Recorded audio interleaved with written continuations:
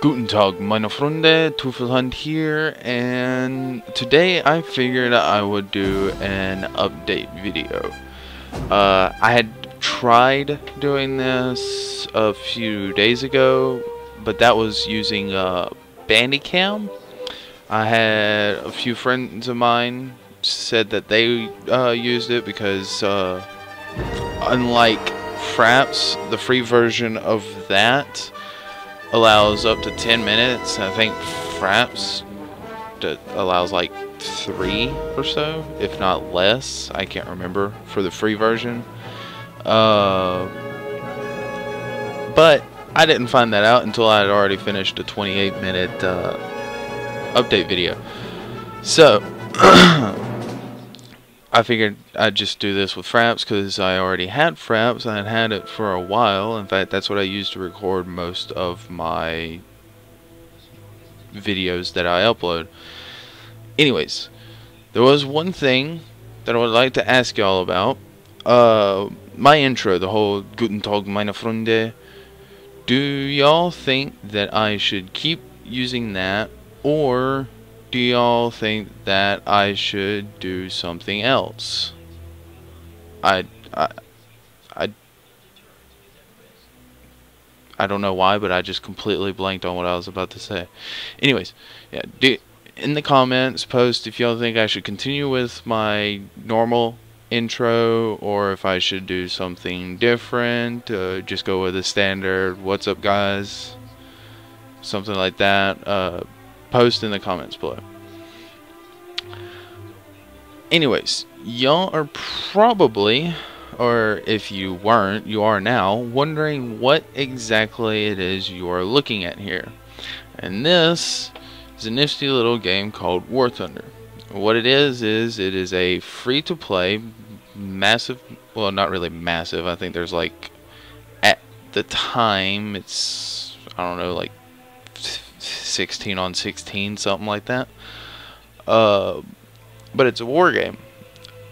Now, it's not necessarily specifically a flight combat simulator, but it's going to have, you know, ground units and naval units, fleet, army, stuff like that. But this is in beta.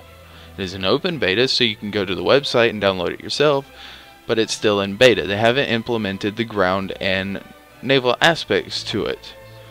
So far, all they have are aircraft. But there's quite a lot of them. See, you have, you know, it's based around World War II and Korean era for the aircraft. Korean War era for aircraft. And so you got Americans, German, Russian, British, and Japanese. And in each one of them, you have a tier. If you reach a certain level in that Air Forces, or in that Air Force, you'll unlock more aircraft. I'm level 5 in the American tree. So I have, you know, the P-40 Kitty Hawk and the A-20 Havoc, one version of the F-4F, and the Avenger, stuff like that.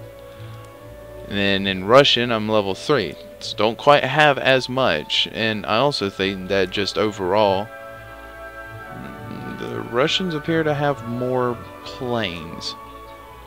But you'll see it's not just World War II, because they got the F-86 Sabre and MiG-13, or MiG-15, stuff like that.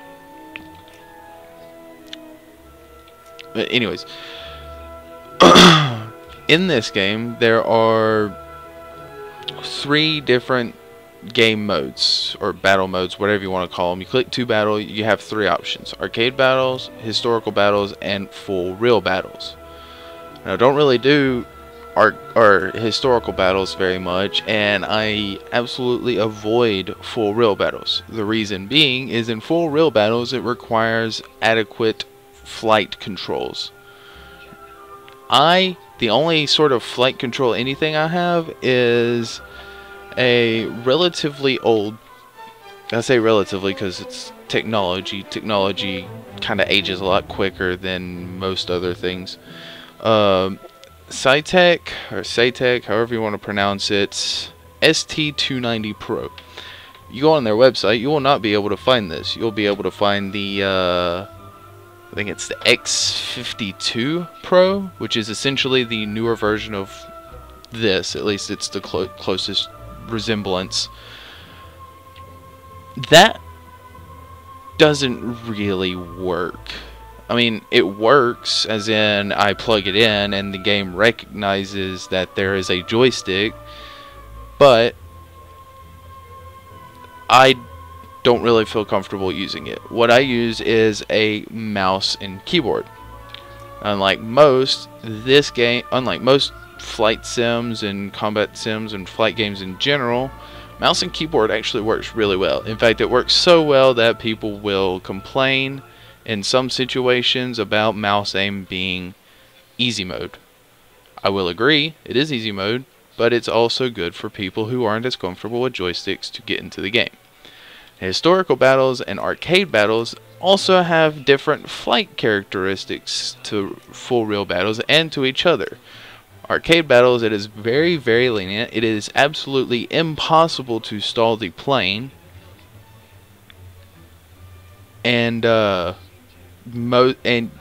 only that, but fuel, you have unlimited fuel, unlimited ammo, unlimited everything. You could just continue flying and flying. The only way you'll run out of fuel is if you get shot in the fuel tank. You will actually leak fuel because this does have a really, really good damage modeling system. You will leak fuel. If your wings get shot up too much, they will not generate as much lift. In some situations, you will be flying crooked. Your control surfaces, they can get shot up and completely render you unable to turn or gain altitude or anything like that. And if your engine gets shot up enough, it will die. So it is realistic in those sense. But if you just fly straight up in arcade battles, nothing bad will necessarily happen. You'll just lose a lot of speed and probably look fairly retarded because you're flying straight up while people are flying around trying to kill you. Historical battles, I still don't think you're able to stall, but weight is more accurately modeled in flight characteristics. They're a little bit more accurate. In arcade battles, if you're going, say, like 300 miles an hour, you drop your landing gear, it'll warn you to retract your landing gear, but nothing will happen. Historical battles, you try that, you'll rip your landing gear off. Trust me, it is not very fun trying to land, say, a Beaufort with one landing gear. Not fun at all. Does not work at all. Also, the difference between arcade battles and historical battles is, in arcade battles, whenever you get shot down, you just pick another one of your planes. Like if I was to jump in the Kitty Hawk and got shot down, I can choose, say, the A-20 and continue flying. Historical battles, you don't respawn. You pick your plane, you go out, you get shot down, you have to leave the game and join another one to be able to play another game. I don't know how full real battle works. Probably even more strict than that. And yeah, I just completely avoid full real battles. Also, the difference between arcade battles and historical battles is arcade battles, you have limited ammo and limited fuel. So you can choose your fuel loads before you take off. In arcade battles, while you have unlimited fuel, the more fuel you load into your plane, the more sluggish it is. It actually does model fuel weight, but you never run out of fuel, so it's always a good idea to go for the least amount of fuel possible. Historical battles, it actually has limited fuel, so you will run out of fuel if you don't have enough. Usually historical battles, most people don't last longer than 30 minutes, so I mean, you can do like in a A20, I think having a full tank is like an hour and 30 minutes. I don't see that ever happening for anyone in historical battles, but anyways. But that's enough of that. Arcade battles is usually what I do. And in arcade battles, there are two different types or two different game types. There's Domination and Ground Strike. In Domination, there are anywhere between there's anywhere between 1 to 3 airfields. You can have some maps that only have a single airfield in the middle, some that have 2 on each end, and then some, if they're big enough, will have 3, 2 on each end where the teams spawn and 1 in the very middle. What you have to do is, it's kind of like, you know, most first-person shooters or video games in general that have domination. You capture the area, and whoever has the most areas under their control will bleed tickets from the other team. Now, how you capture it is you have to land at the airfield. Now, you don't have to come to a dead stop, no movement kind of landing. As long as your wheels are rolling on the ground and they are supporting the weight of the aircraft, you will start capturing that airfield. So you do not have to stop. Now, if you don't get slow enough though, and you have your flaps, this does model flaps and everything, if you have your flaps down in the landing position, you will kind of have a little hovercraft situation going, to where there's so much air being pushed down from the flaps at your speed that you will not be able to actually touch the ground until you bleed off all of that speed. This does make it problematic for doing high speed captures, but it's a small problem. Most people usually end up getting around it, or they crash straight into the runway. I've had that happen multiple times. Not to me, but I've seen it happen multiple times. Another way that you can get rid of the enemy tickets is by killing enemy aircraft. And if you kill enough of them, they will run out of aircraft, and if they run out of aircraft, the game ends. No matter who was in the lead, the game is over. Your team wins if you destroy all the enemy aircraft, which makes sense because they can't defend airfields if they have no people in their aircraft defending.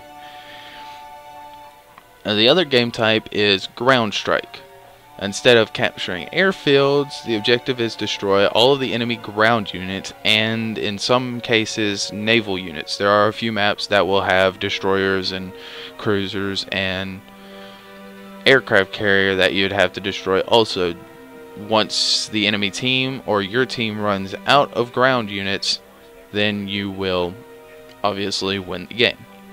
So, instead of me continuing talking, I am going to go into battle, and I'll use my dang it.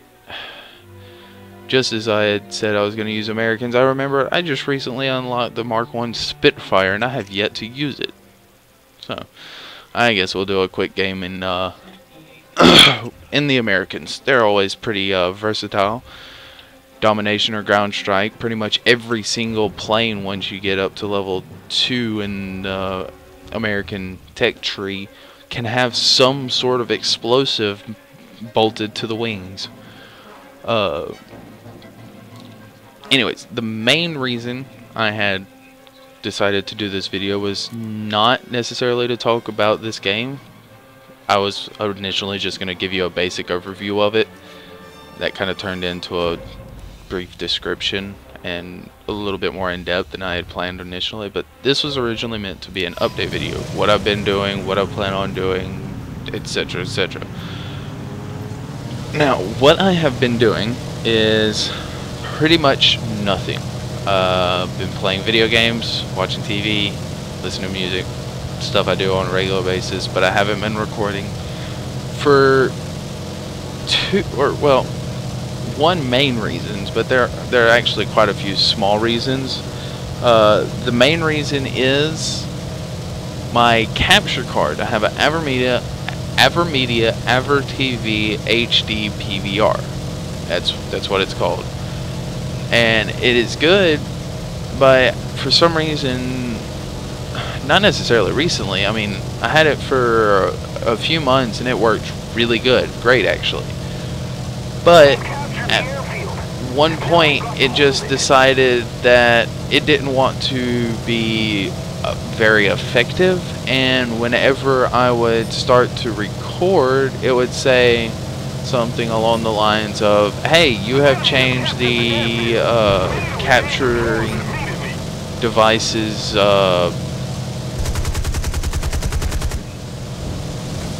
resolution, or the resolution on the capture device has been changed, when I hadn't changed anything at all. And it would just not record. It would absolutely refuse to record. So I decided to get fraps, and what I would do is I would have my capturing screen pulled up on my computer, because it's an internal capture card. I have it on my computer opened up, and I would record fraps and record what was on the capturing screen. And this works okay in most situations, but with games like Black Ops, Modern Warfare 3, Modern Warfare 2, it's absolutely horrendous, like the worst possible. Stutter. It would stutter horribly. In fact, it'd be so bad, it'd be almost the equivalent of playing on like 6 frames a second.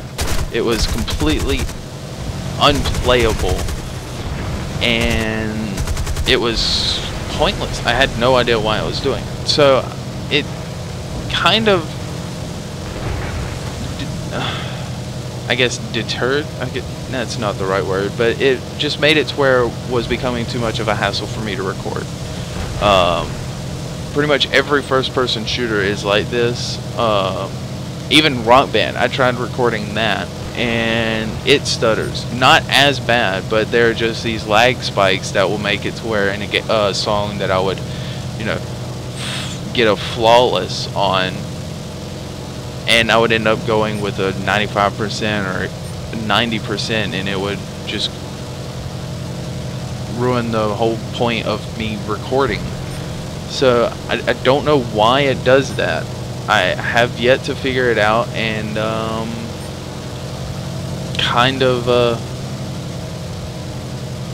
yeah, it's kind of annoying. Actually, it's really annoying, because I kind of enjoyed recording. Not so much on the comment. Not saying I don't like, or I don't enjoy commentary. I'm just haven't had enough practice with it. Haven't done it long enough to really get a feel for it. So just gotta practice. And this guy does not like me at all.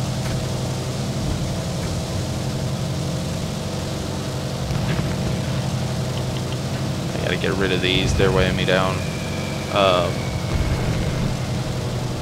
One thing about this game, like I said, it does accurately depict weight. So if you're loaded up full with, you know, a couple of 500-pound bombs, and you have a full tank of gas and everything, you're not going to be a very agile aircraft. Not saying that this thing really turns on a dime, but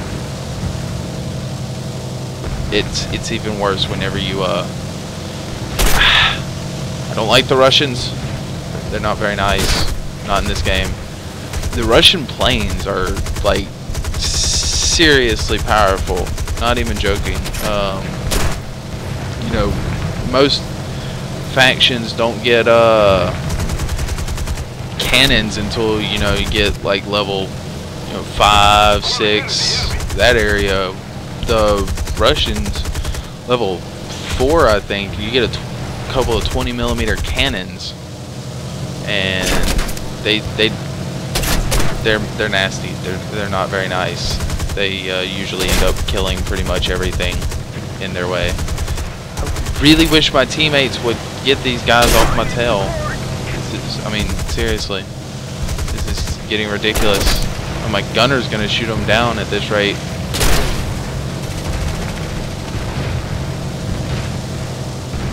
I'm a bomb tree spawned. Now, if you look on the right side of, or the left side, right side, I don't know what I'm get my directions mixed up. If you look on the left side, you'll see that little icon, small icon of the plane, and pretty much it's a damage indicator, red, bad. As long as it stays out of the black, though, it's good. Black means completely inoperable and not doing anything to help you in the slightest. And I think my left engine's about to go out. I don't know how this plane will react with one engine missing. Hopefully it'll be like a World War II era A-10 where, you know, half the plane can fall off and it can still fly, but so I don't have to test that, I'm going to try my best at getting back to an Allied airfield. So it seems like this guy really does not want me to do so. The enemy has captured the airfield. We can't And getting some lag. Looks like it. Yep, there goes my left engine. And victory will be ours. Come on, can I make it? My right engine's not looking any better. I do not have emergency power, wartime emergency power. This thing is not wanting to go in a straight line. But since this is arcade battle, it's not, you know, 100% realistic in the way that the plane flies. As in, you know, if it starts hit. What did I hit? That's weird. That teammate came dangerously close to hitting me. I'm just gonna land this. Ooh, bad landing. Bad landing. Bad landing. Actually, a horrible landing. Okay, now I just gotta wait about a minute or so, and yeah, I'll be able to. Well then, I wonder. Ah, he's in a dead zone. That's no fun. If he wasn't in a dead zone, I'd try and shoot him with my gunners. Yeah, he's definitely in a dead zone. And I highly doubt I'm going to be safe for the next 28 seconds. But, yep, there we go. That's what happens when you get shot down. You die, obviously. I mean, what else do you think is going to happen? Let's try this. Another update is, yeah, going back onto the whole recording problems. If anyone has any sort of help or hints or whatever they want, if they know a way to help me fix my problem, or at least make it less of a problem, I would really appreciate it if you would post in the comments your solution, because it is not fun trying to play something like Call of Duty, which is a very Twitch-based shooter, at about 6 to 7 frames a second. So yeah.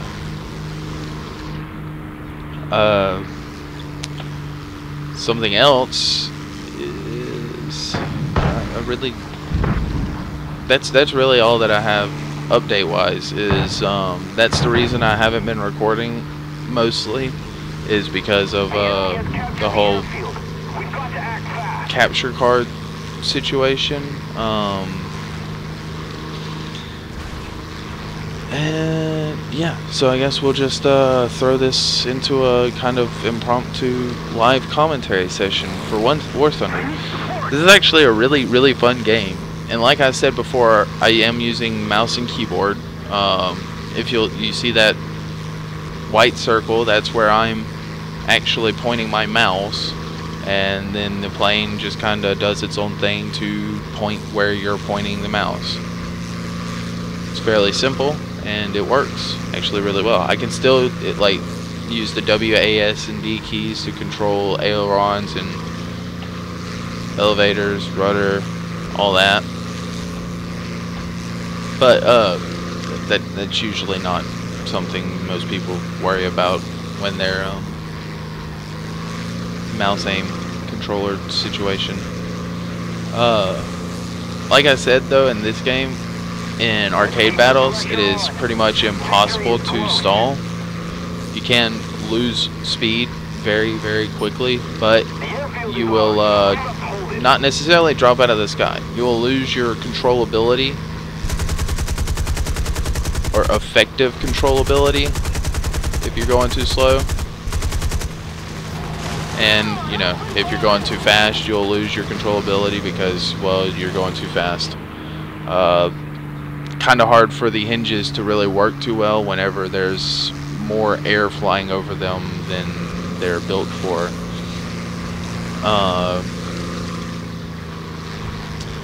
Yeah, if I were to fly straight up, I am going wartime emergency power, so this will take longer, but yeah, my speed will just drop, but I won't actually go into any sort of honest stall. I'll just get a critical push nose down, and the nose will start pushing itself down. That's it. See, if I'd done that in full real battles, I am 100% certain I would have just went into a stall and been in a lot of trouble. But where this full real battles, I probably wouldn't even have survived that long. I probably would have just crashed straight off the airfield. Because another thing that I'm fairly certain that happens in full real battles is you actually have to take off from the airfield and gain your altitude, and it will take, I am not even joking, and if it's anything like historical battles, or if it's, as I suspect, bigger than historical battles, it will literally take you half an hour just to get to where the enemies are. Just to get to where you need to be, it will take you a good half an hour. So it's not something you will do for a quick game. I mean, I guess quick by some standards, but compared to arcade battles, there's no haste in that game. Which makes sense, because in you know, real life, they had to fly for hours on end to get to their objective, and then, you know, do what they need to do, and sometimes they'd stay out for even longer, and sometimes they would have to fly back. I guess not necessarily hours on end. There wasn't that many planes in early World War II, at least, that could stay up for that long. But you know, once you get like the P-51s and stuff like that, they had quite an effective range. I could be wrong, probably am. Don't really know much about early and pre-World War II airplanes. The only thing is I know about pre-World War II airplanes was I can't remember its technical definition, but it was a German triplane, and it could perform a 180 in midair. That's about my knowledge of pre-World War II airplanes. Early World War II airplanes, probably even less. I don't really know much.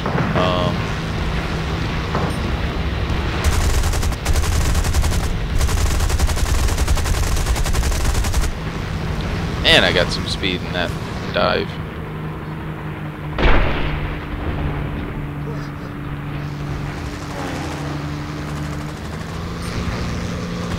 Hurricane Mark II.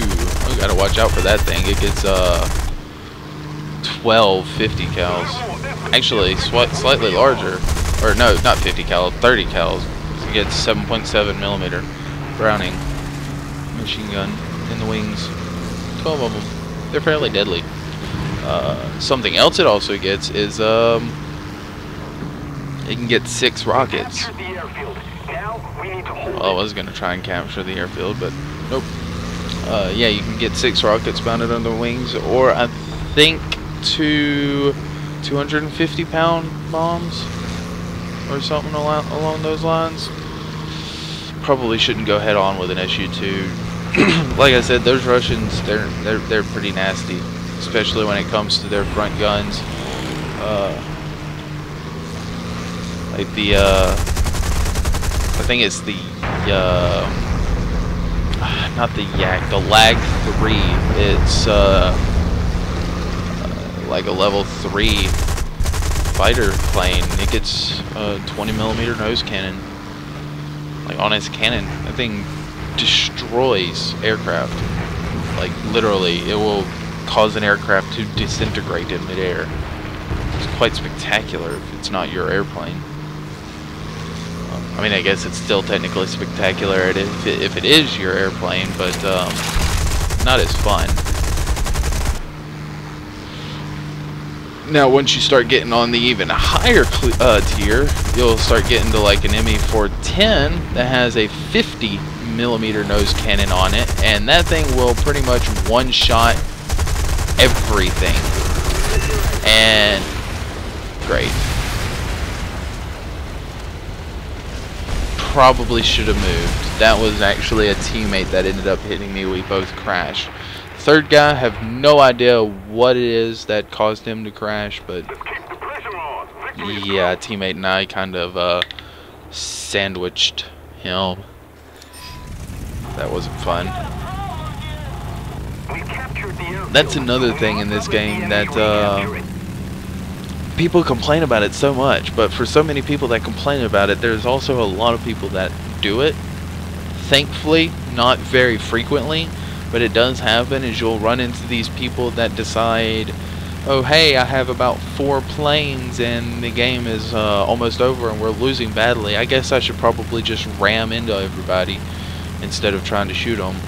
So yeah, people will sit there, they'll start shooting at you if they get in a head on, but if you do not turn, the other person more than likely will not turn and you'll end up just colliding. Because, you know, heck, you got 3 more, why not just waste this airplane? It does happen on accident, on occasion. And sometimes it actually, quite frequently, it will be with fellow teammates. But,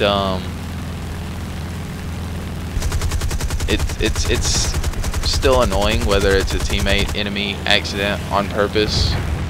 But there's not really much you can do about it. They can't necessarily do anything, you know, like banning people who get rammed, because sometimes it does happen on accident. I mean, I guess if there was to be a ban implemented for doing it, that would make people a little bit more cautious, but it would be a really bad fix to a small problem. So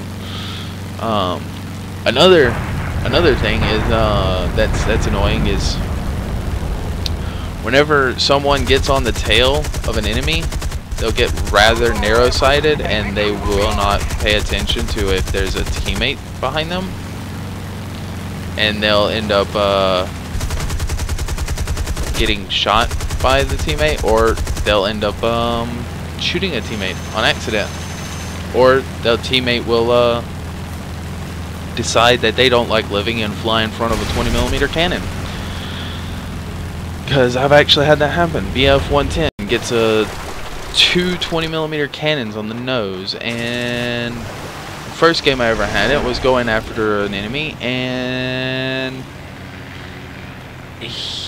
Allied biplane ended up deciding he was going to fly in between us right as I unloaded on the bomber with the cannon. He got disintegrated and I lost the same amount, if not more, money and experience. Or not experience, I don't think you don't lose experience from killing teammates, but you do lose about the same, if not more, money from killing teammates, even if it's an accident, as you do from getting a kill. Anyways, like I said, if you want me to continue using the same intro, if you want me to do a different intro, leave a comment. If you have any idea possible, or any idea at all, to where it might possibly help me with my recording problems for Xbox games, please, please, please leave a comment on how I can fix it, because I actually have some really good games, and Jeff and myself actually have had a couple of games that we might consider doing another Analyze This of. I can't do that if I can't record it, so I would really appreciate it if y'all would help me in that situation. But I guess that match is over. Also, if you want to see more War Thunder, leave a comment. So yeah, leave a lot of comments. I will read every single one of them. Every one of them. The most I've ever gotten is about 4 per video, but you know what? I only have 45 subscribers, which is great, actually. I am glad I have that many subscribers. It's not a lot. I mean, I think Jeff has like 200 last I checked, something like that, somewhere in that range. So at least 100. I know he has 100. He has over 100, quite a lot. But anyways, I guess it's time for me to end this. So I will catch you guys later.